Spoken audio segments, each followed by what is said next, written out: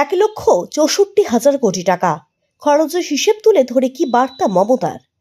রাজ্যের প্রতি কেন্দ্রের বঞ্চনার অভিযোগ তুলে আগেও একাধিকবার সরব হয়েছেন মুখ্যমন্ত্রী মমতা বন্দ্যোপাধ্যায়।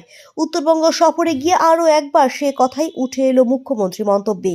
সরাসরি কেন্দ্রকে কাজ করায় তুলে মুখ্যমন্ত্রীর অভিযোগ, কেন্দ্রের অবহেলার কারণেই উত্তরবঙ্গের সামগ্রিক উন্নয়ন থমকে গিয়েছে। তারপরই পুঙ্খানুপুঙ্খ পরিসংখ্যান তুলে ধরে বোঝালেন তার আমলে উত্তরবঙ্গের জন্য কোন খাতে কত টাকা বরাদ্দ করেছে রাজ্য সরকার। উত্তরবঙ্গের জন্য খরচের হিসাব দিলেন মমতা। উত্তরবঙ্গবাসীর উদ্দেশ্যে মুখ্যমন্ত্রীর বার্তা, উন্নয়নই আমাদের সরকারের প্রধান অগ্রাধিকার।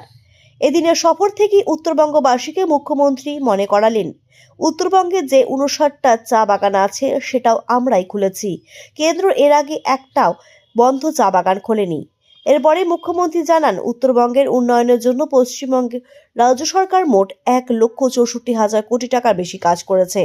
পশ্চিমবঙ্গের জন্য 100 দিনের কাজ এবং আবাস প্রকল্পে টাকা দেওয়া বন্ধ করে দিয়েছে কেন্দ্রীয় সরকার।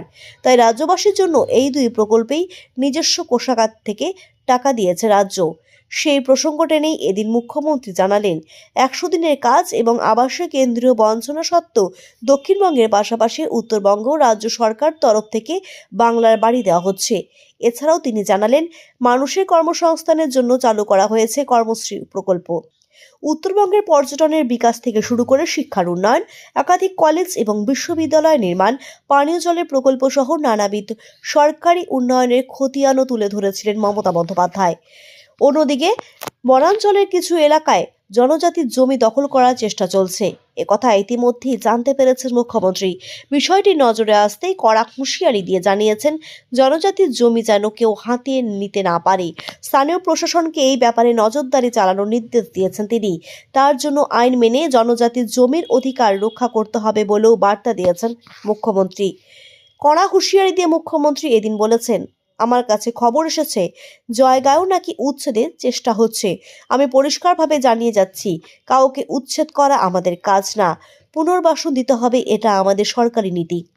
একই সাথে এদিন ডুয়ার্সের চা বাগানের সরকারি মঞ্চ থেকে বিভিন্ন প্রকল্পে 108,73,45,000 কোটি টাকার বিভিন্ন প্রকল্পের সূচনা করলেন মুখ্যমন্ত্রী। এদিনের অনুষ্ঠান মঞ্চ থেকে 30,000 উপভোক্তার হাতে সরকারি পরিষেবাও তুলে দিয়েছেন তিনি।